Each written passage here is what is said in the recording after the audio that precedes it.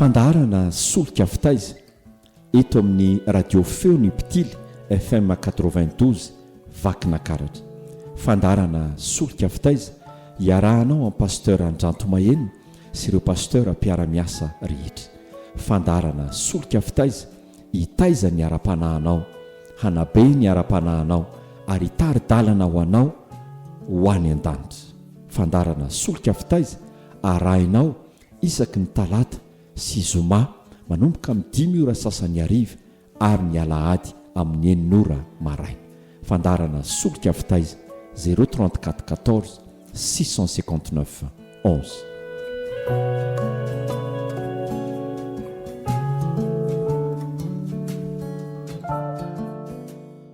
Dia tsika hivavaka hametraka ny fotoana eo am-pelantanan'Andriamanitra. Hivavaka isika.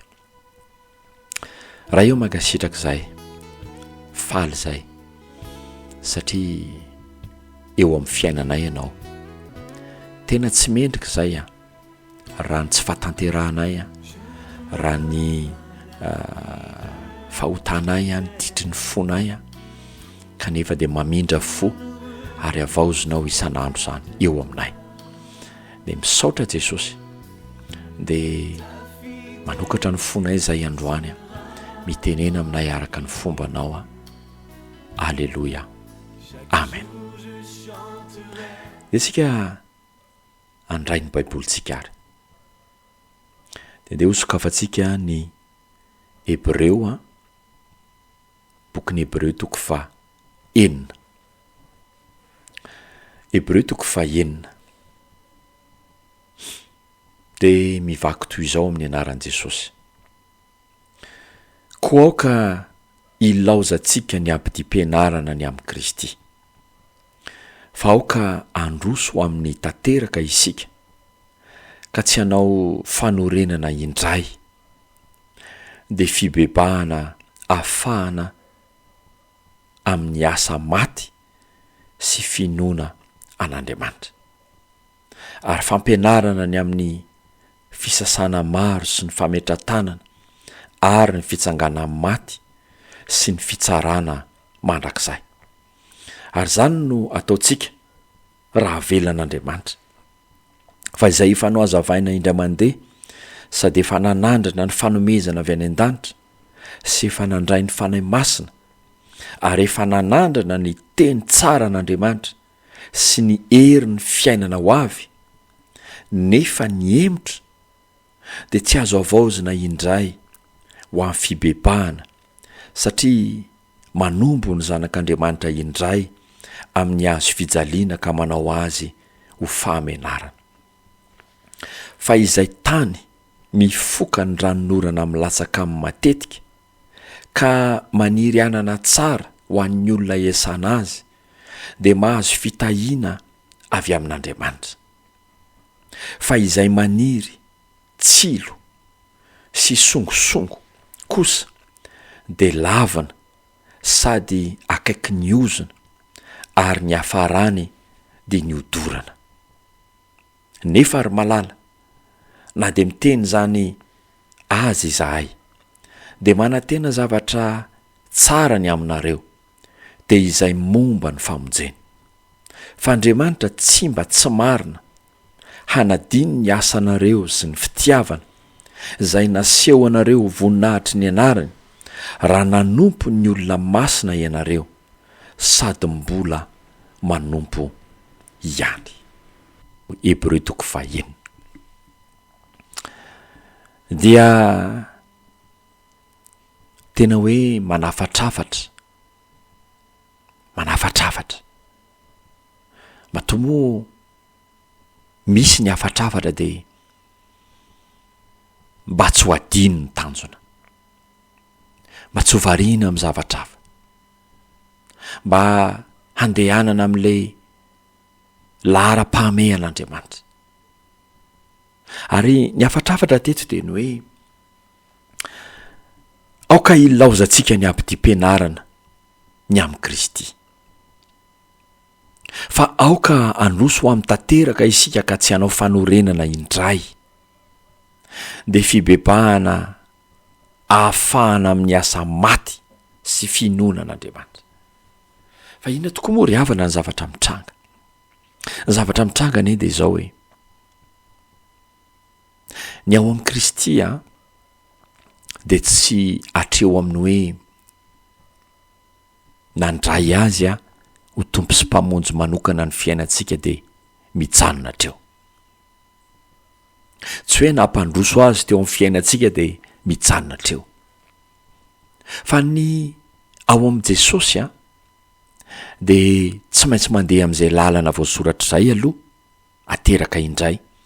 Fa rehefa ateraka indray dia mila fitombona, mila fitaizana, mila mandroso ho amin'ny falebiazana, ho amin'ny famatorana ao amin'Andriamanitra. Mila fitombona. Ary izay indrindra ny ambaran'ny soratra masina hoe misy ny atao hoe abidi-pianarana ao amin'ny Kristy.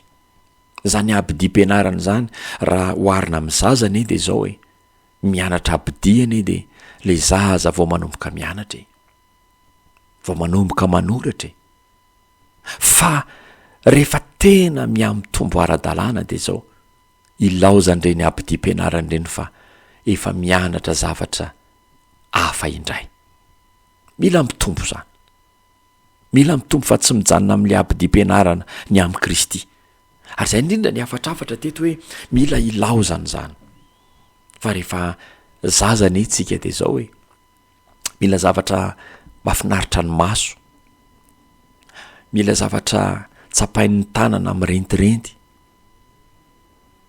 mila feo mandrotsorotsy. Zany anie rehefa zaza mila fampifaliana mandrakariva. Tsy azo ampitomanina fa raha vao mitomany dia omena bonbon aingana, omena kilalao aingana sao dia mitomany. Tsy azo ampanatrehana zavatra mafimafy sy zavatsarotra satria mbola zaza. Tambatambazana dia trotrotrona mandrakariva ny zaza. Ry havana, tsy ratsy akory zany raha mbola vao manomboka ao amin'ny Kristy. Fa raha te hitombo isika, raha te handroso isika, dia eto ny afatrafatra hoe itsika isaintsaina an'izay dia mila ilaozantsika ny abidi-pianarana ny amin'ny Kristy. Fa inona ny tanjona? Aoka handroso ho amin'ny tanteraka isika hozy izy. Aoka handroso ho amin'ny tanteraka. Ry havana, handroso ho amin'ny tanteraka. Fa tsy hanao fanorenana indray. Dikany hoe mandroso ho amin'ny tanteraka dia izao ny fahatanterahana dia ao amin'ny Kristy irery ihany. Zany hoe raha andeha amin'ny fahatanterahana ao amin'ny Kristy dia miaina amin'ny fiainany, mandeha amin'izay nalehany, maiky amin'izay mahamaiky azy, tery amin'izay mahatery azy, ary tsy rototra amin'izay tsy naharototra azy, tsy manome lanja amin'izay tsy nomeny lanja. Fa rehefa zany ny zotra-piainantsika ao amin'ny Kristy ry havana dia mandroso ho amin'ny tanteraka isika. Zay zany ny tanjon'Andriamanitra amin'ny fiainantsika kristianina. Ho antsika izay miaino ry havana, mila mandroso ho amin'ny fahatanterahana ao amin'ny Kristy isika. Mila mandroso. Kristy dia tena ny aina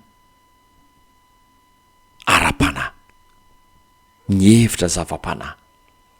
Ary ny fiainan'i Kristy dia tsy mba nanome lanja ny nofony, namotika ny nofony azy, nanombo ny nofony azy. Ry havana, zany ange ny fototry ny fiainana kristiana. Fanomboana ny nofo mandrakariva, manomezana le fiainam-panahy, mandroso sy miorina tsara ao amin'Andriamanitra.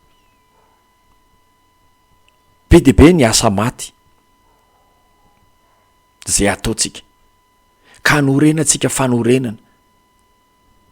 Zany tsy mba hanafangarona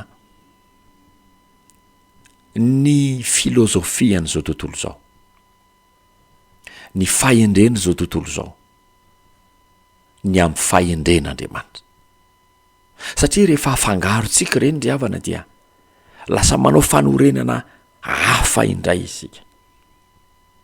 Any ka lasa maty ny asantsika, maty ny finoantsika an'Andriamanitra, satria lasa mitoky amin'ny zavatra hafa isika, lasa manorona ny fiainantsika amin'ny fahendrentsika na fahendren'olona, fahendren'izao tontolo izao.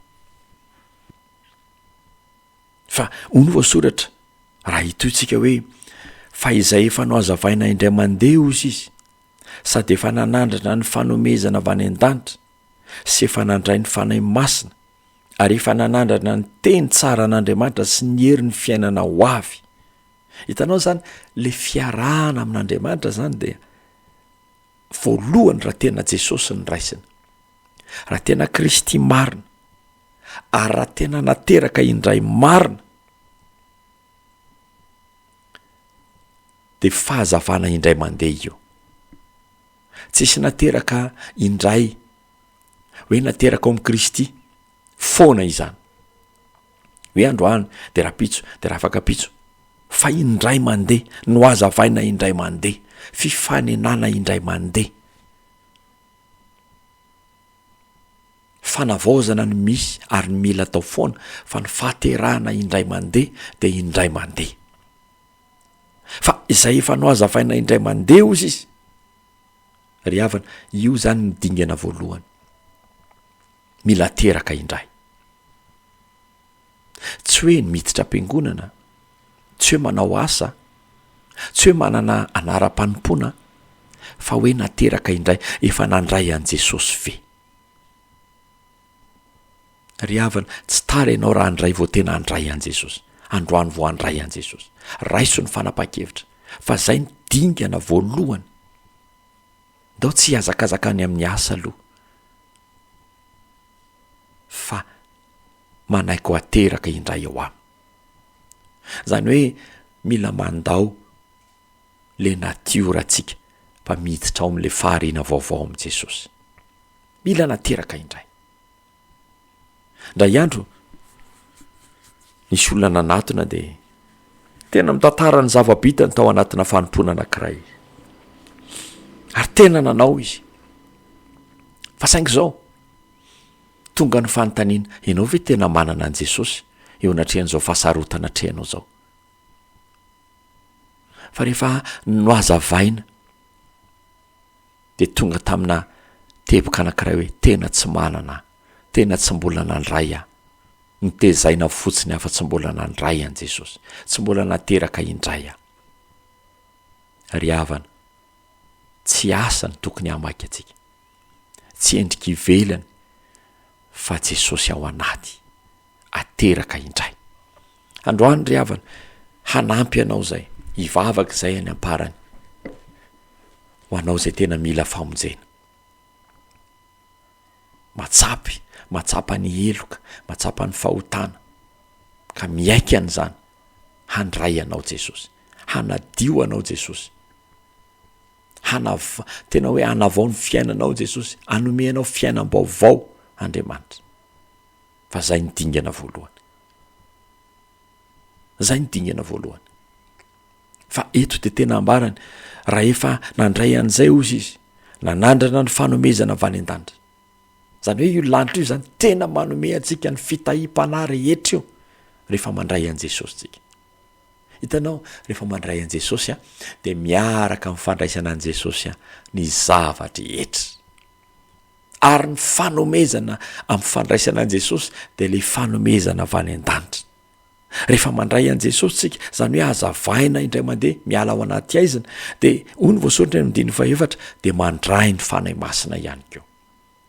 Mandray ny fanahy masina. Io zany raha mbola ety an-tantsika dia tena mila taridalana mandrakariva. Mety samy manana ny mpitaridalana azy ny olona tsiraray avy, fa ny olona ao amin'i Jesosy rehefa nateraka indray dia ny fanomezana ihany koa mandray ny fanahy masina.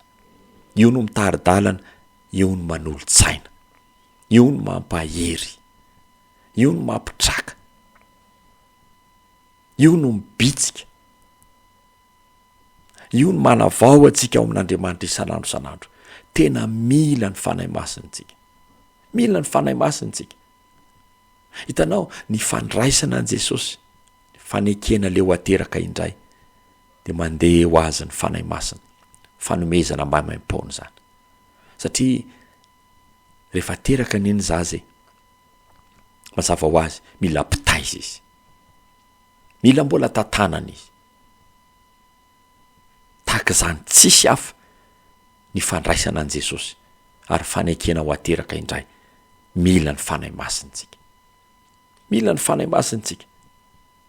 Ary atozy izy efa nanandrana ny teny tsara n'Andriamanitra. Hitanao mila mivoky amin'ny tenin'Andriamanitra, tsy hoe fanahy masina fotsiny, tsy hoe fa nateraka indray de mijanona treo, tsy hoe fa nanandrana n'le fanomezana avy any an-danitra, miaina an'izany, fa tena mila ny teny tsara n'Andriamanitra, le teny le sakafo mahavoky, mamelombelona, mampatanjaka, mila ny filazantsara. Raha efa nanandrana zany teny tsara n'Andriamanitra zany ozy izy le noazavainy indray mandeha, le herin'ny fiainana ho avy, mila zavatra tsapo zany, mila tsapo zany amin'ny fiarahana amin'ny tompo. Ry havana raha fitinina vetivety zany de zao le mandray an' Jesosy, le manaiky ho ateraka indray, le mandray ny famonjena, le noazavaina indray mandeha. Dikany hoe noazavaina indray mandeha de tena hoe miala ao anatin'ny aizintsika rehefa mandray an' Jesosy le fahazavana. Ka io le noazavaina indray mandeha ozy izy io le manandrana ny fanomezana avy any an-danitra, mahazo fanomezana avy any an-danitra, mandray ny fanahy masina, miaina amin'ny teny tsara n'Andriamanitra, ary le herin'ny fiainana ho avy, zany hoe tsy matahotra n'le ho avy. Satria ny olona nateraka indray, zaza teraka, mazava ho azy eo an-tanan'ny reniny, iahin'ny reniny, avy hatrany de efa vonona ny nono inonon'le zaza, ivokisan'le zaza, iveloman'le zaza, tsy matahotra ny amin'ny ho avy ny zaza teraka. Zany angentsika rehefa ao am' Jesosy, rehefa nateraka ao am' Jesosy tsika de misy an'izay herin'ny fiainana ho avy zay, manana an'izay misy pia. Zany ny ao am' Jesosy ry havana, aza manany amin'ny ho avinao ianao, aza manany amin'ny ampitsonao ianao, raha tena Jesosy ny mia sy mandray an-tanana ary nametrahanao ny fiainanao, izy ny miany zany, izy ny miantoka an'izany, izy mikarakara an'izany, ary indrindra izy ny tompony ho avintsika rehetra. Ary raha ireo aza ozy izy ny zavatra miainan'le olona anankiray, kristianina anankiray, fahasoavana be zany zavatra tanysainy zany. Kanefa raha ireo aza ozy izy ny andinin'ny fahenina, nefa miemotra le olona, nefa miemotra le olona, zany efa mba nahitany zany zavatra fahasoavana rehetrarehetra zany, nefa miemotra. Ry havana, zay ny tanjon'ny Satana, ny emora tsika, ny tsy handrosoatsika, ny hijanona tsika ao am'le abidi-pianarana ny amin'ny Kristy. Tsy avelan'ny Satantsika hanandrana n'le teny tsara n'Andriamanitra, zany hoe hiaina am'le teny fikasana. Tsy avelan'ny Satantsika hiaina am'izany hoe herin'ny fiainana ho avy, tsy atokony ho avy, fa atahotra ny ho avy. Zany nge ny endrika fiemorana alefan'ny Satana. Aoka tsy emotra isika, aoka tsy emotra itsika ka hitady vahaolana hafa, hitady hery hafa, ka hiala amin'Andriamanitra. Fa raha ireo ara ozy izy nefa ny emotra de tsy azo avaozina indray ho amin'ny fibebahana, satria manombo ny zanak'Andriamanitra indray amin'ny azo fijaliana ka manao azy ho famenarana. Ry havana malalo ao amin'ny tompo, ainy fiainantsika dia efa voafaritra n'le asa vitan' Jesosy teo amin'ny azo fijaliana. Famonjena, fanatitra, indray mandeha de ny amin'ny nanoloran' Jesosy ny ainy teo amin'ny azo fijaliana, mahavita ny fiainantsika, mamaritra ny ho avintsika.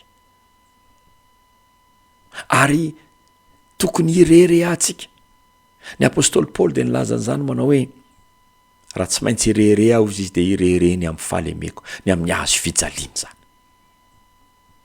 Ny hazo fijaliany Kristy no rerehako. Ry havana, irerehana zany fa lasa famenarana raha toka mihemotra ny olona efa natsapa ny herin'Andriamanitra, efa nandray an' Jesosy ka niala taminy, efa nandray an' Jesosy ka variana amin'ny zavatra hafa. Lasa manao ny hazo fijaliana tsy ho rereintsony fa ho famenarana. Ho famenarana. Ary tena maneso ane zao tontolo zao hoe. Maneso ane zao tontolo zao hoe. Ary zany nge ny zavatra nitranga teo am' Jesosy rehefa niantona teo amin'ny hazo izy. Afaka mamonjy ny tenany izy raha namonjy ny hafa.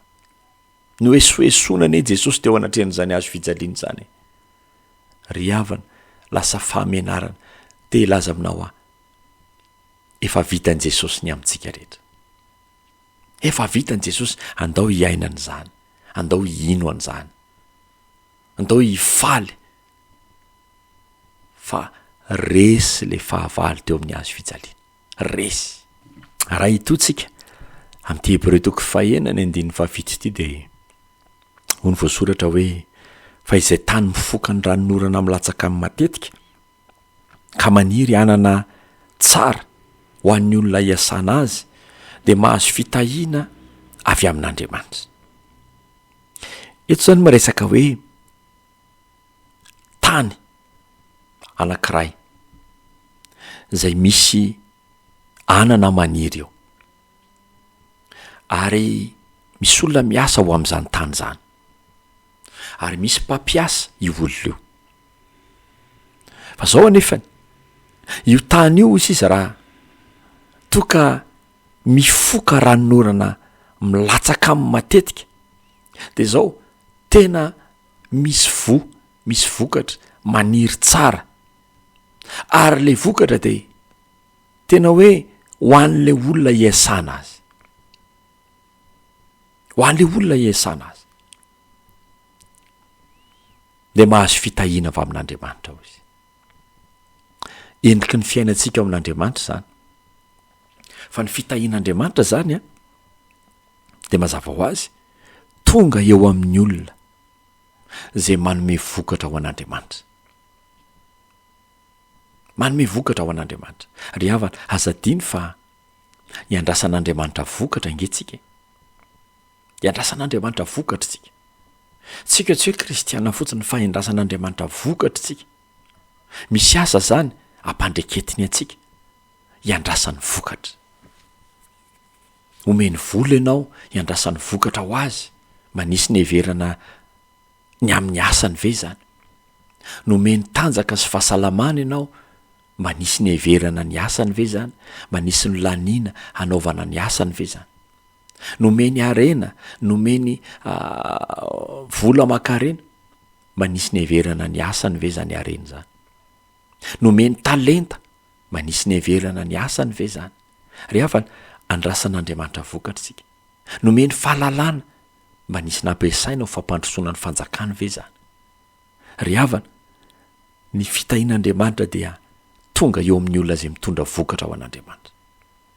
Ary eto ny olona mitondra vokatra ho an'Andriamanitra nefa dia zao tsy mitondra vokatra amin'izao fotsiny, fa eto dia asehony amin'ny endrika tany, mifoka ranonorana matetika milatsaka aminy.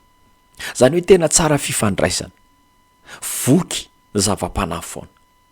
Ny olona rehefa voky zava-panahy, miaina amin'ny tenin'Andriamanitra, milomano amin'ny fitarihan'ny fanahy masina mandrakariva, mitondra vokatra izy, ary dia milatsaka amin'ny fitahian'Andriamanitra. Ho tanteraka amiko sy aminao ane zany. Mitondra vokatra ho an'Andriamanitra.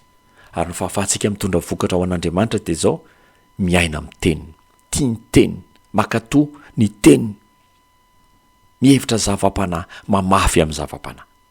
Fa eto dia ambarany amin'ny endrika anankiray kosa nefa fa izay maniry tsilo sy songosongo kosa dia lavina sady akaiky ny ozona, ary ny hafarany dia ny odorana. Hitanao fa misy ratsy fiafara miendrika tany any eto. Le tany anankiray dia misy ranorana milatsaka matetika aminy dia mitondra vokatra tonga ny fitahian'Andriamanitra. Fa le tany anankiray kosa dia zao ny zavatra hita eo aminy dia tsy anana, tsy vokatra tsara, tsy mahafaly an'le tompon'le tany. Fa inona ny zavatra mitranga eo? Tsilo, songosongono eo. Zany ny maniry eo amin'le tany.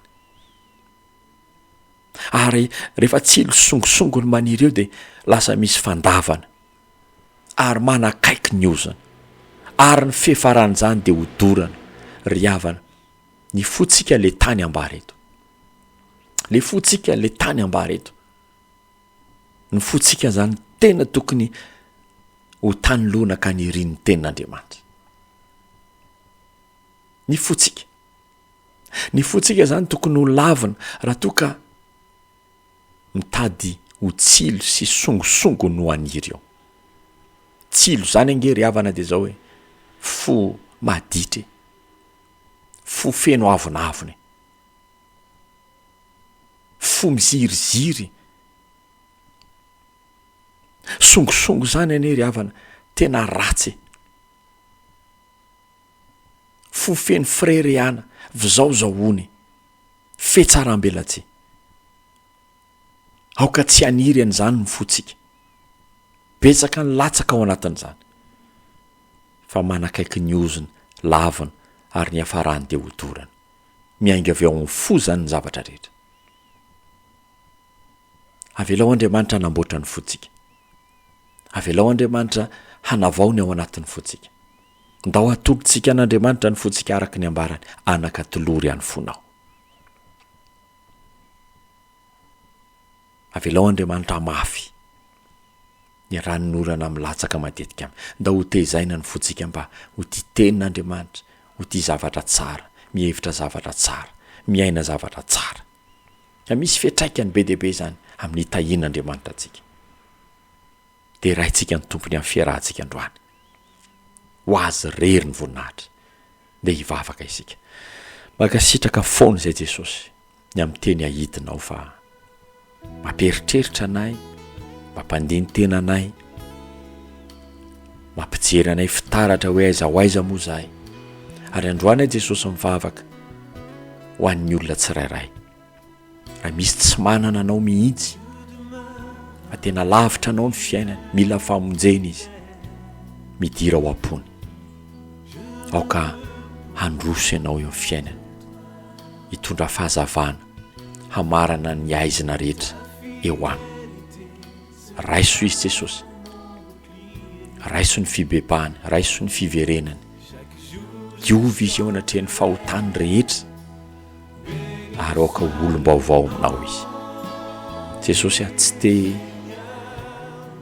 hijanona amin'izao fotsiny zay fa te hitombo ao aminao zay. Ity ny fonay atolotra eo anao, te feo amboary mba ho anao zato isan-jato izahay. Amin'ny anaran'i Jesosy, amen. Narahinao teo fandarana solika fitaiza niarahanao tamin'ny mpanompon'Andriamanitra Pasteur Ndrantomahenina sy ireo mpiara-miasa amin'ny rehetra. Fandarana solika fitaiza lahara taroby 034 14 659 11.